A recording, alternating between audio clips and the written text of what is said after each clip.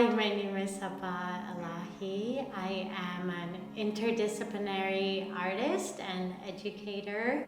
I grew up in a traditional Pakistani household in the Midwest. We had reminders of where we come from everywhere in the home, the calligraphy on the walls, patterns and motifs on carpets, curtains, on our dishware. So I never quite saw the separation between fine art and craft. To me, it was all art. Perhaps many immigrant families, right, you have those reminders of home everywhere. It's kind of like the first museum or gallery space, I think. My own practice looks at themes of personal loss and political loss, as well as reconciliation and resistance. I ultimately see that the personal is inseparable from the larger power structures that shape our society. I work in textiles as well as drawing primarily, but I've incorporated installation and performance into my work as well. I came into the residency with two goals.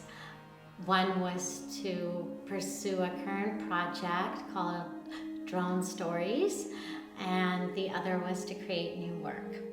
Drone Stories is kind of a culmination of my work with an archive called Naming the Dead, which was founded by the Bureau of Investigative Journalism that documented individuals who were identified within Pakistan killed by a US-led drone strike from the years 2004 to about 2016.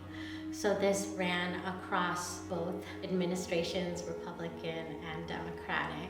At the time when I started that work, I felt like these stories were less visible. This conversation around drone warfare wasn't as big as it is today. The work really has come out of this current moment, right, of us being so inundated with so much local and global violence, right? We bore witness 2 years to the genocide of Palestinians in Gaza and the onslaught of violence in the West Bank. And here we're seeing the brutal ICE raids, right, that are happening in the city of Chicago, and how protesters are even being attacked for resisting.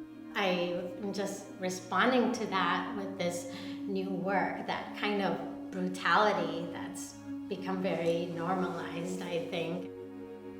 I've been primarily working in a home studio as a primary caretaker of 2 school-aged children now. So I was actually really looking forward to this residency, to have that space outside of the home to think, to reflect. So I definitely need another residency.